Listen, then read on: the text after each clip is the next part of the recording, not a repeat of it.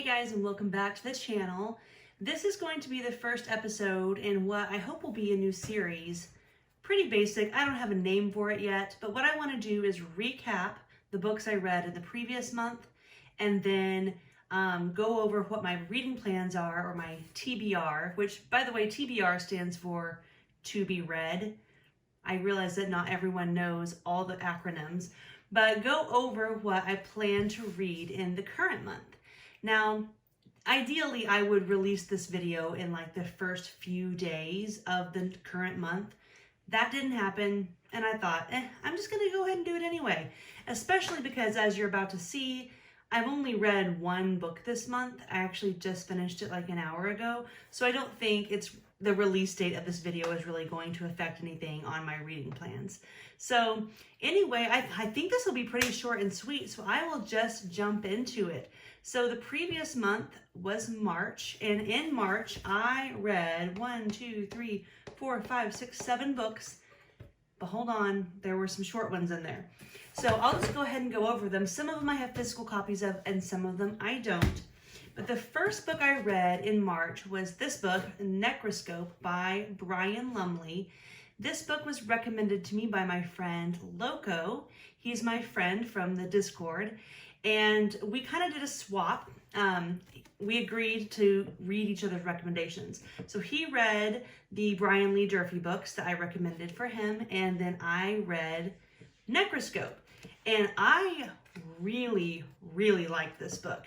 I plan to do a review on it sometime in the near future, but I don't think I've ever read a book like this. I would classify it as horror, or maybe even like horror/fantasy. It is a vampire book, but it's not like any vampire book I've ever read. Now, to be fair, most vampire books I have read are, like glittery vampire books that I read like when I was a teenager or my early 20s, but this was nothing like that. Nothing like any vampire book I've ever read or any vampire story I've ever heard. It was really good, and I loved it, and I can't wait to do a review on it so I can recommend it to other people, because I think it's super underrated, because I had never heard of it until he recommended it to me. So that was a win for sure. The next book I read in March was Skin Game, which is number 15 of the Dresden Files. And I mean, what can I say? It was a Dresden Files book, so I loved it.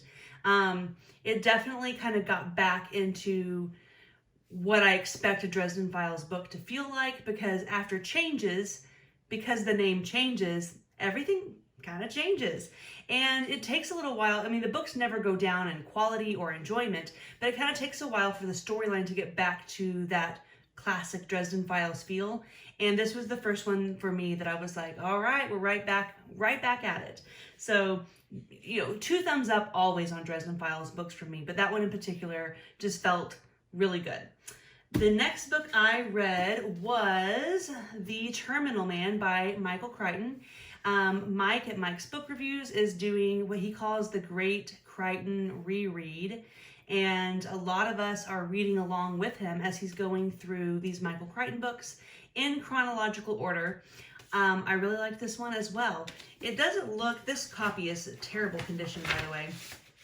I'll take the dust jacket off because the actual book itself is pretty cool. It looks a little thicker than I felt like it was. I did do it on audio. By the way, I did all these books on audio. The Brian Lumley Necroscope was very, very good on audio. It takes place in like Eastern European countries, and the audiobook narrator did a great job with those voices. It was very enjoyable. Of course, with Dresden Files, James Marsters is just like the GOAT when it comes to audiobook narrating. So Dresden Files always knocks it out of the park with audiobook. And this one was a very good audiobook as well. But all of that to say, I didn't realize, I don't even know how many pages it is, because I listened to it on audio, but I listened to it in like less than 24 hours. Over the course of 2 days, but less than 24 hours. Okay, so about 250 pages. It was very good. I liked it quite a bit.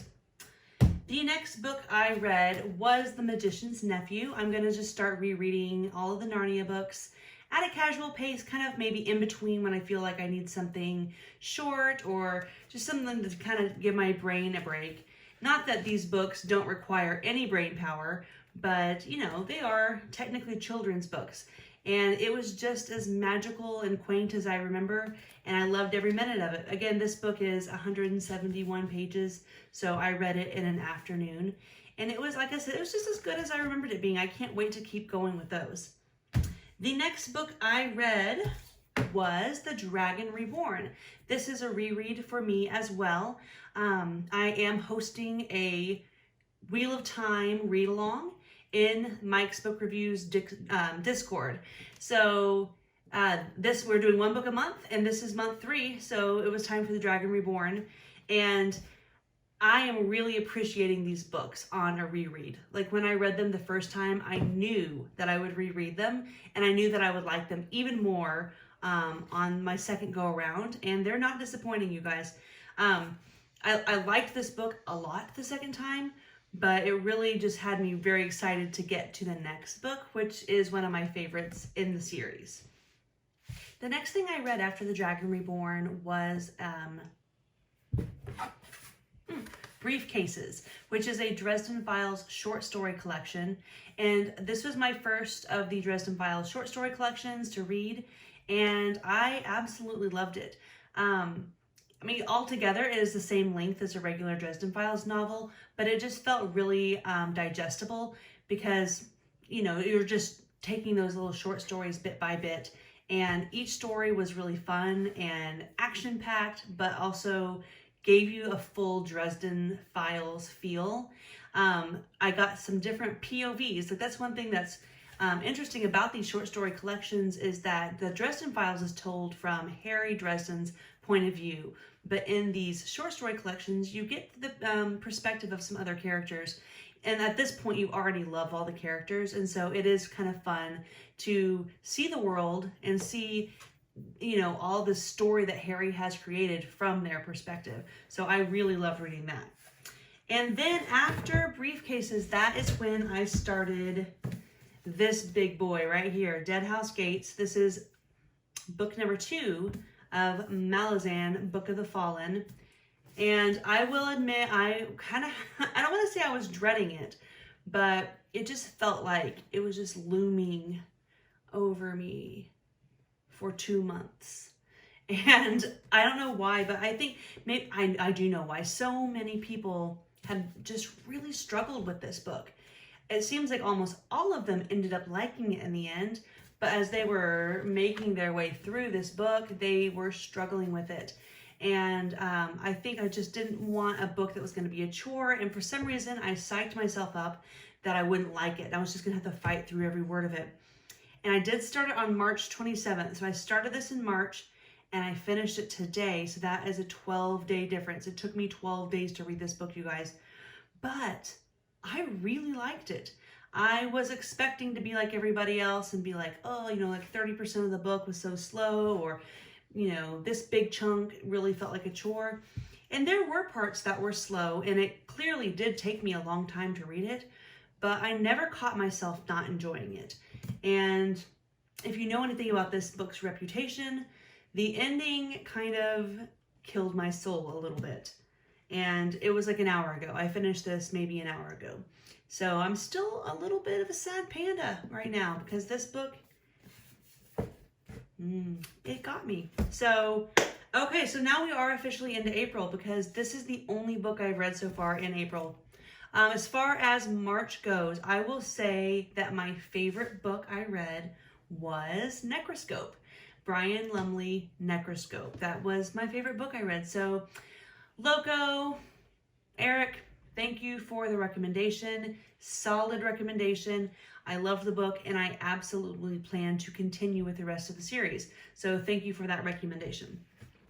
Now that I am finished with Dead House Gates, I am going to be reading the last 2 Dresden Files book. Well, they're not the last 2 books, but I will be current with the series. I will be caught up to the most recent Dresden Files books, and that is Peace Talks and Battleground. Now, I've been told that these two books kind of go hand in hand. They're separate volumes, but they really do read like one book, is what I've been consistently told. So I am planning to read them back to back. Those will be my next two books. I'm very, very, very excited for them. Like I said, not just to be caught up and to be able to participate in all the Dresden Files conversations, but I've also heard that they're just really, really good. So I'm very excited to read those. I imagine I will have them finished. I do have an out-of-town trip this weekend, and so I doubt I'll get much reading done this weekend, but collectively I'll probably read them for about 4 or 5 days. And then after that, we are moving on to, ooh, my cover's coming off. Anyway, I will be moving on to The Shadow Rising, which is book 4 and month 4 of the Wheel of Time read-along. And I am really excited to read it again because the first time I read this book, it blew my mind. I enjoyed it so much. And in retrospect, it is one of my favorite Wheel of Time books. I don't see that changing much. I imagine this book will only get richer and more interesting the more times I read it. But I'm very much so looking forward to reading that, and not just reading it, but getting to read it with all of my friends who are doing the buddy read or the read along, whatever you want to call it, with me. And then after that, so honestly, if you hadn't noticed, this is a pretty thick book. Yeah, it's 980 pages. So basically a 1,000 page book. Between those two Dresden Files books, being out of town and then knocking out a 1,000 page book, I don't know how much more I will read in April, which kind of kills me to know that I may only read 4 books in April. But if I have any time afterwards, I will probably be starting Memories of Ice, which is the Malazan book 3. So, like I said, I really don't like this idea of only reading 4 books in the month, but between Dead House Gates taking me 12 days, being out of town, reading 2 Dresden Files books, and then reading The Shadow Rising, it may honestly be all I can manage. But if I have any extra time, I will either sneak in The Lion, the Witch, and the Wardrobe, the next Chronicles of Narnia book, or I will just dive straight into Memories of Ice. So I'm really looking forward to continuing with Malazan.